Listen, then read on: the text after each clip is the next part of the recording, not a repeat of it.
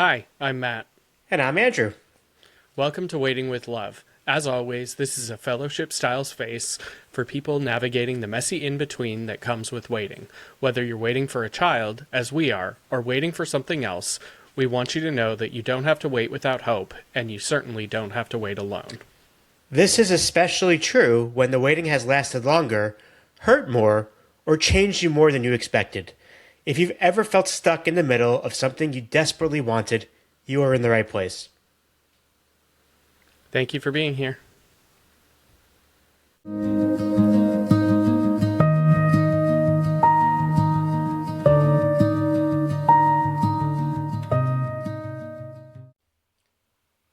Well, welcome back, everyone. It is hot here in Maine the day we recorded this. I was sweating a little bit. It's almost air conditioning time. Um, anyway, so Matt, one of the things that we have noticed as we've continued now for almost 2 months now of this podcast, I think, and 2 months on Instagram and everything, is our followers are not. First of all, we are very appreciative of those followers, but they're actually not who we thought they were going to be. So it's interesting. When this whole project started months ago, when we started kind of putting it together, we were thinking about, actually, honestly, we were struggling that day. I remember we were struggling, and we were thinking about we can't be the only gay guys in the world who want kids who are having a hard time having kids. There has to be a book out there. There has to be a podcast out there. There has to be something out there. And maybe there is, but we had yet to find it. We couldn't find it. We searched. I used ChatGPT. We used Google. We used them all. We could not find anything. We found, a few little things here and there. I don't want to discount them, but nothing, no book, no website, no podcast. And so that kind of got us thinking, well, maybe we could be the ones who create that space, or at least start to create that space. So that was kind of the idea. Gays, other gays trying to have kids who were also having issues having them. And Matt, what are you finding with most of our followers so far? Well, I'll just echo your comments, Andrew, to start. We're so grateful and humbled by all of the interactions.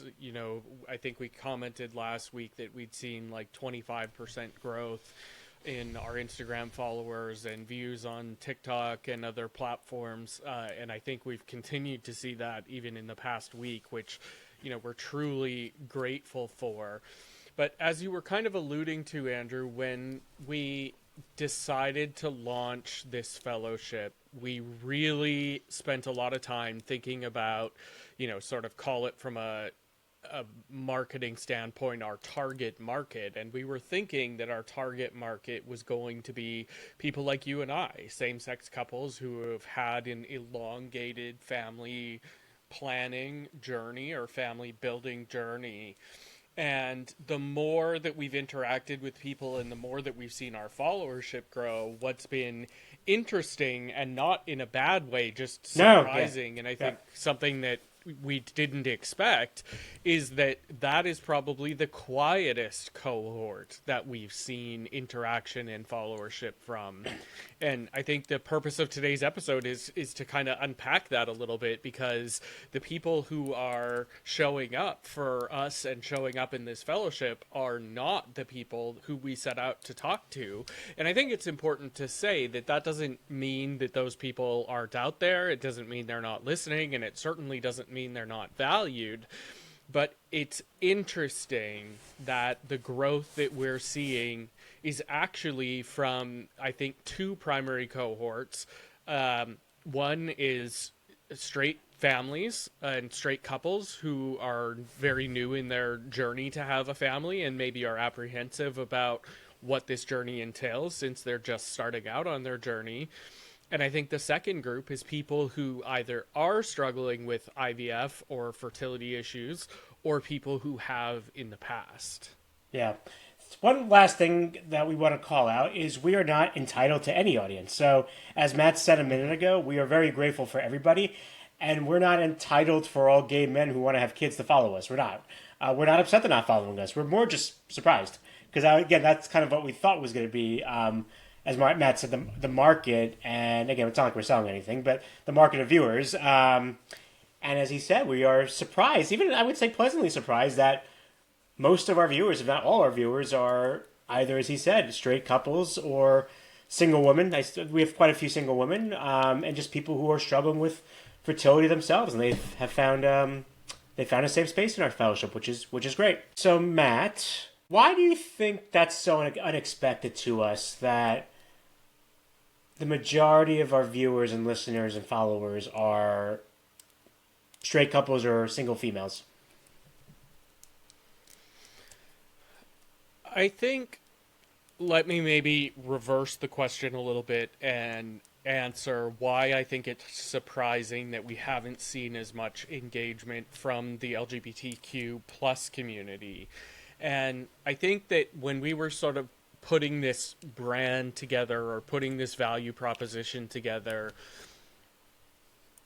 we have had quite a journey, and we've talked about pieces of that journey. We've done adoption a couple of times, we've done surrogacy a couple of times, we've had setbacks in both of those journeys, both financially, emotionally, as far as trying to build a family of our own.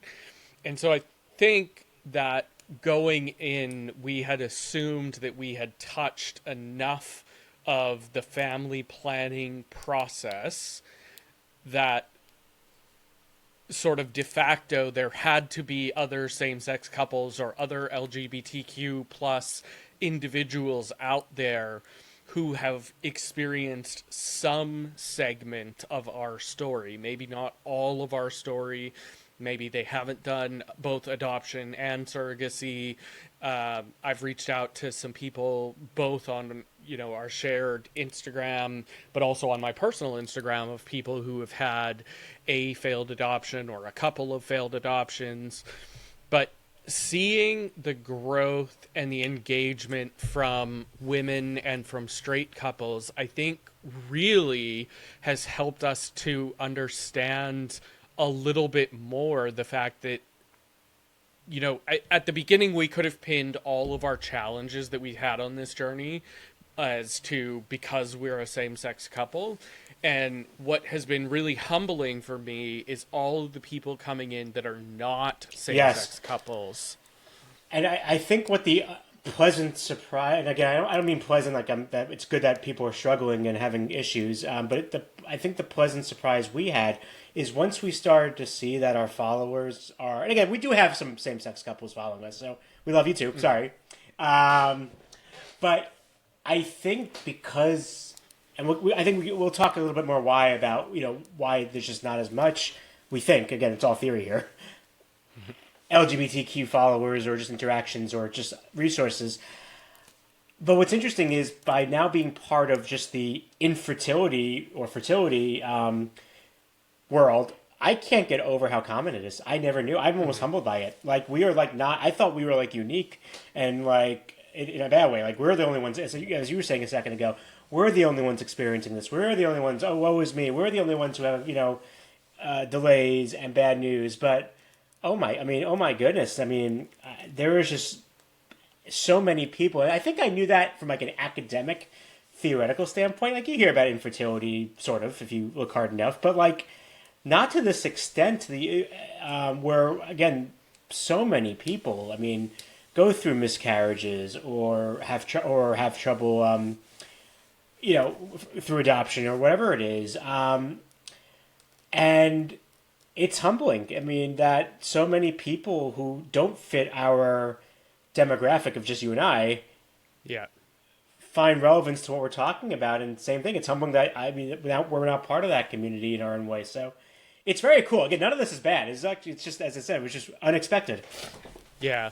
I think one of the pleasant surprises that for me I've noticed as our engagement, particularly with people struggling with fertility, has gone is anybody who's going through surrogacy in particular if you're doing gestational surrogacy where the surrogate is compensated for being a surrogate and you're working through an agency, there's an impersonable nature of the process. You've got an egg donor, you've got a surrogate, and you've got you, the intended parents. And I think that what's been really educational for me that I've enjoyed now that we're starting to mutually follow some fertility based accounts is really taking in an appreciation for how much these women are physically going Yes. through. Yes. And it's been really enlightening. I mean, we know from our journey that like there's an egg donor and we know there's a process to getting a bunch of mature eggs to go through the IVF process to hopefully become a baby, but until we started seeing growth in this area, it was really kind of a blind spot to me. Yes. I want to just, yeah, because there's different places and countries that you could do surrogacy. Sometimes, some arrangements, some you have a very strong relationship with that surrogate or even egg donor. It's not anonymous. What we're doing, and a lot, not all international, but a lot of international surrogacy programs or IVF programs, it's all either anonymous, like the egg donor, so you don't know the woman at all, or there is a surrogate, but you really don't have much of a relationship with her until much further into the process. So as Matt was saying, it's the biggest thing I've learned too, I think, from this is, yeah, as you said, all the needles and all the things that any woman who wants to have carry a child on their own or go through IVF, whether it's surrogacy or just your own, as you said, we've never really thought about it. So it's been illuminating. It's been educational. It's been again an unexpected good thing for us because now we have a deeper understanding what our surrogate or eventual surrogate will go through. Yeah, and I think that reflecting on all of the weight that we carry in this waiting period, the anticipation, the waiting for news, waiting for results of tests and results of procedures. I mean, we feel like it's an overbearing amount of weight for two people to couple. And what's been eye-opening and, to be honest, humbling is knowing that there are straight couples out there who are going through all of what we're going through, plus have the added complexity that the woman in the relationship is also physically going through quite a demanding process. And just seeing all of the posts, as you said, Andrew, like the needles and the appointments, and like, I almost can't even imagine carrying all the anticipation that you and I have, plus being reliant on your own body. And there's something to be said, I think, about this disconnect where, of course, when there's updates along this journey, we're hoping for good outcomes, but it isn't your body and it isn't my body that is reacting to, responding to these treatments. And it just has been very eye-opening in a very pleasant and humbling way. Yeah, we're going to talk more about like our international surrogacy experience in a future episode pretty soon. But it's kind of like there are almost, I hate to say this, benefits and drawbacks as pros and cons for us, where it's like we have to wait for updates via email or a phone call, which you never want the phone call. It's always bad news, so you want the email.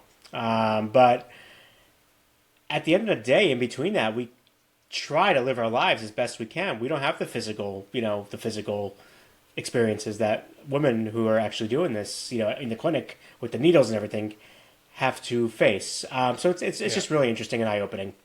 So Yeah. you and I, oh, go ahead. I'm sorry. Nope, go ahead. I was going to say to keep things moving. So you and I do not represent all gay people, shockingly. So I want to approach the next question carefully because I think we can only just use our experience and just people we know, which is a very small percentage, so not representative. But I wonder what it is because there are plenty of gays. When I say gays, I'm sorry, I mean LGBTQ plus community who want to have kids. Mm-hmm.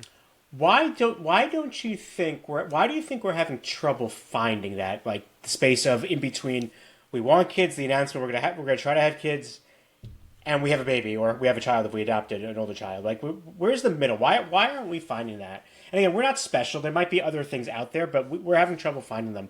Why do you think that is? Why do you think most of we have some, but why do you think most of our followers are not part of the community?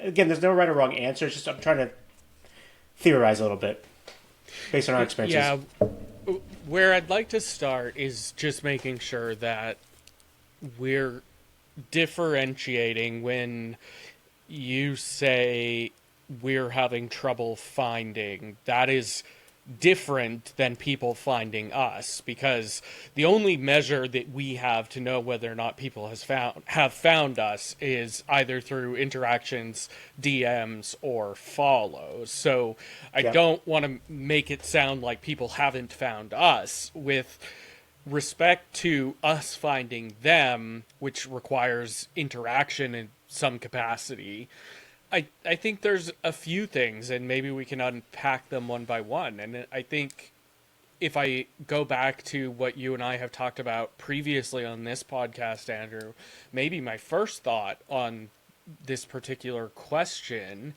is, are there people who have chosen, for many of the reasons we've discussed across this will be 12 episodes, that they're just choosing not to talk about this journey? Yeah, that's kind of my theory too, and honestly, that's our experience, right? I mean, for how long did you and I not talk about this journey? You know, when we first started with adoption many years ago, we posted on Facebook. We were starting. I remember. In fact, that memory just popped up a few weeks ago. Mm-hmm. We told almost all our friends and family we were trying. We told most of our friends and family when we got paired with the first birth mother. Like, we were very out and open, actually, but only about good things. Right? So we told them when we started. We told them when we got paired. We told them when we got the first ultrasound results. And then, of course, when the birth mother decided to parent and changed her mind, obviously we told people we weren't having those twins. But after that, that's when you and I started going silent. Yeah. There were more birth mothers. We didn't tell, or we just told very few people. We ultimately stopped adoption. We didn't do this big announcement. Hey, everyone, we're going on pause. No more adoption. We tried our first surrogacy many years ago, which with a different organization, which I don't think we told anybody, or very few people. We didn't tell. Yeah, I think we told one person, and it was only because we were both flying out of country and we wanted Yes, that's someone right. to know that we had left the country. just in case. And then this process, which now started a couple years ago, we definitely didn't tell anybody. We definitely didn't do a big Facebook announcement because we were actually on the way to the emergency room when we started talking about this, due to a medical emergency. So that's great timing. So I could, so the only thing I could do was talk about why we didn't share it, and it was too painful. It was Yeah. too painful to share. I think that's potentially one reason that we're not hearing from the cohort that we expected to hear the most from. And then the other theory, and again, this is all a theory, that I have, and I think you share, Andrew, is, I mean, first, let's be clear. Social media is the highlights reel. I mean, there are very few people who are posting their lowest of lows on social media. It is the highlights. It is everything is great. Everything's hunky-dory. I love my life. But I also wonder if there isn't an added layer of that with LGBTQ plus people, because we have this culture about us that we're perfect and everything is great, and I think some of that is probably overcompensating for the time that we were hiding our identities when we needed to hide our identities. And so you've gone through life hiding a big secret, so it's hiding things is not new to anybody in this community. You came out, and now you've got all these followers. If your followers are anything like or people that you're following on social media or anything like mine. They're attractive people who you want to look like. And so I wonder if some of it is just people are going through these struggles that you and I have had, but it doesn't fit the narrative. And because it doesn't fit the narrative, this cohort is quiet. Yeah, I think the closet is interesting because I think there's a few angles here. I think the one you just discussed on overcompensating on social media, something I have been very guilty of doing in my past. Although my followers, Matt, are not all attractive men because I'm just attracted to you. You're my husband, so I don't know what you're following, but anyway.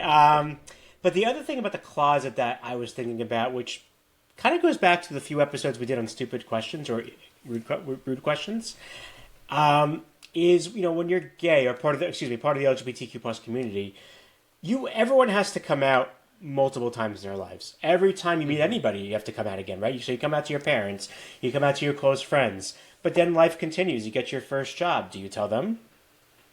You have to. You move to a new town. Do you tell them? You make a new friend. You tell them. So coming out is not a one-time thing. We're coming out all the time. I mean, we're both in consulting. We get new clients every few weeks. Do we tell them? Do we try to have a relationship with them? That's not just work. Well, the only way to do that is to come out again. Do we want to? Should we risk it? We're always playing that game. And in a lot of ways, our community wanting to have kids is growing for sure. But it's not the norm. At least it's not the norm where it's like the norm online or the norm in, culture and things like that. I mean, so... And that means you have to answer more questions. You almost have to come out again. Are you sure you want to have kids? Why would you have kids if you don't have to have kids? You're both gay men. Who's the mother? Which you talked about. It's like you almost have to defend yourself again. You have to come out again. Every time you tell somebody you're trying to have kids, are you going through adoption or are you going through surrogacy? Are you doing this? Are you doing that? Have you thought about this? Have you thought about that? Again, straight couples who are not having fertility issues, you don't ask them, are you having sex tonight in the missionary position or a different position? Are you doing it inside or out? No, there's no questions. We know what you're doing, right? But it's like you almost have to come out again. And again, if you're a part of the LGBTQ plus community, it's tiring, it's exhausting. And so the few followers that we know about, and we appreciate you all who are part of our community, we know they're pretty quiet about it. And I suspect some of the reasons we're talking about is why. Yeah, I agree. And I think that what my hypothesis is that it comes down to is vulnerability. And this is a cohort in society who has a long history with vulnerability issues. And I suspect that some of the quietness, and again, I don't want to say that those people aren't out there and maybe they listen to every podcast and they see every update on our social media but haven't clicked follow because you can see who they follow. I don't know, but I wonder how much is just vulnerability or, to your point, Andrew, people who don't want the barrage of questions and think that it would be easier to just wait until they have definitive news. And as I say that, I'm thinking in my head about the Modern Family episode when they announced to their family that they've adopted with the Lion King music in the background. Right. Another thing that we want to establish or hit hard is there's no judgment. That's perfect. It's all perfectly understandable. I mean, despite this podcast, despite our social media platforms, we're not very vocal. Believe it or not, despite all this, we're not very vocal either. Very few people know where we are in the process. Most people in our lives know. Anyone who's listening to this know what you all know. And I think I know it's just the two of us. It's because of the reasons we just discussed, where it hurts too much, it's painful, we don't want the questions, we don't feel like we should have to justify ourselves, and so it's just easier to be silent, so no judgment, we understand, and despite all this, we kind of do the same thing. Yeah. So how do you think, Andrew, the best way, if anybody is out there that maybe falls into this category, this cohort, or maybe who doesn't, who's struggling with fertility issues or just starting to think about their family, what does it mean to you to create a space that meets people where they are? And any thoughts on that? It's interesting. I'm not sure if I'm answering your question directly, but I guess I'm answering the question I want to answer because I'm a consultant. That's what I do. When I don't know the answer to something, I just answer a different question and hope the client forgot what he asked or she asked or they asked. Anyway, I go back to think when we first started, Matt, we had a sense of arrogance about it all. We thought it was going to be quick. We thought we were going to, when we walked into that adoption office, we saw some of the other intended parents. And again, I'm not happy, but I'm not thrilled. I'm not proud of this, by the way. We were 10 years younger. We were stupid. We started comparing ourselves to them. We're like, oh, we're gonna get a baby so much faster than these people. I am not sure if there was this vast community online of people who were like us. Would we have pursued it back then? Because I think we thought we were, I don't want to say too good for it, but it just wasn't necessary. We'll get a baby easily. We don't need a community, And so then that's how it starts. How does that change over time? I mean, it literally took until, what month is it, March? It literally took until I was upset one day in September, October, to try to find a community 10 years later and didn't really find one. And again, I kept it just gays trying to have kids. So I wasn't Googling like straight couples or females. Obviously, I knew not enough, but there were some resources for those populations. But I started just looking for gays with kids who were struggling. I literally couldn't find anything. What I hope at the very least we can do is, again, we're grateful for everyone who's following, but I hope anyone who finds us who might not be ready for a fellowship or a community like ours is at least comfortable watching and listening, and when they are ready, they do engage with us. That's the answer I was going for. I didn't think you were going to answer my question, but I got there eventually. Sorry. You got there eventually.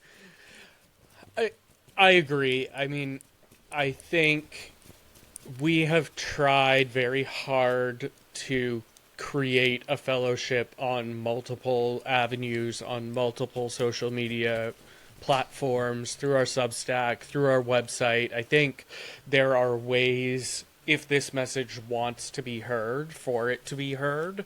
And if people are not ready to respond, if you're listening and you're not in a place that you're ready to be loud about your journey and your struggles, I think that Andrew and I are here to say that you're not alone. And there is no longer a void in shared experiences like what we have tried to do here.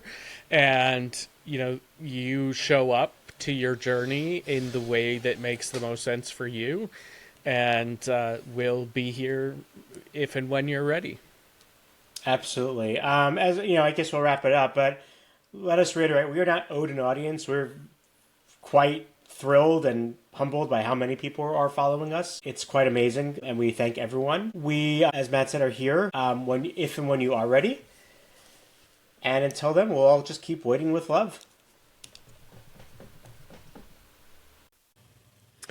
Thank you for being here. If this episode resonates with you, please consider sharing it with someone who might need to know that they're not alone. You can find more about us and this community at www.waitingwithlove.com. And links to our socials, as always, are in the show notes. Until next time, keep waiting with love.